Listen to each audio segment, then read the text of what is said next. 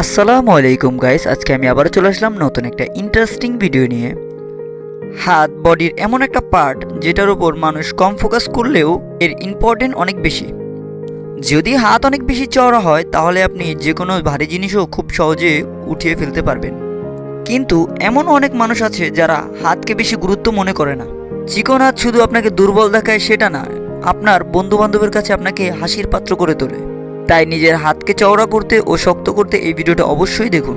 ভিডিওটা ভালো লাগলে লাইক করে দাও, শেয়ার করে দাও, চ্যানেল নতুন না থাকলে সাবস্ক্রাইব করে বেল আইকন অন করে দাও। সর্বপ্রথম আপনাকে হাতের এক্সারসাইজের ওপর ফোকাস করতে হবে। নাম্বার 1, এক্সারসাইজ নাম্বার 1 হলো রিস্ট সার্কেল এক্সারসাইজ। এই এক্সারসাইজটি সিম্পল মনে হলেও এটা একদমই সিম্পল নয়। যদি আপনি এই এক্সারসাইজটি রেগুলার করেন তাহলে 1 মাসের মধ্যেও কিছুটা হলেও রেজাল্ট পাবেন।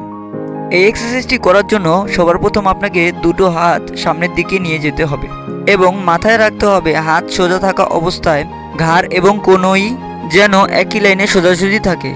তারপর আপনার দুটো হাতের মুঠোই বন্ধ করে ঘোরাতে থাকুন এবং একটা সার্কেল বজায় রাখুন। যদি আপনি এই এক্সারসাইজটি অভ্যস্ত না থাকেন তাহলে আস্তে আস্তে শুরু করতে পারেন। তাড়াহুড়া করে নিজের হাতকে ড্যামেজ করবেন না। এভাবেই এই এক্সারসাইজটি 12 থেকে 15 র্যাপস 3টি সেট করবেন। নাম্বার 2, এক্সারসাইজ নাম্বার 2 হলো ওয়েট ফিল্ডিং এক্সারসাইজ। এই এক্সারসাইজটি খুবই সহজ। এটি করার জন্য আপনাকে একটি টেবিল আর একটি ডাম্বেলের প্রয়োজন হবে। যদি আপনার কাছে ডাম্বেল না থাকে তাহলে যে কোনো হালকা জাতীয় জিনিস যেমন বোতল নিতে পারেন।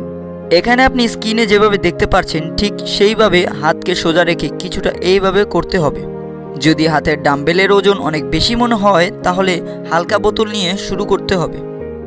একটা কথা মাথায় রাখবেন, একদিনে একটি গাছ তৈরি হয় না, তেমনি একদিনে আপনার হাত মোটা হবে না, আস্তে আস্তে হবে।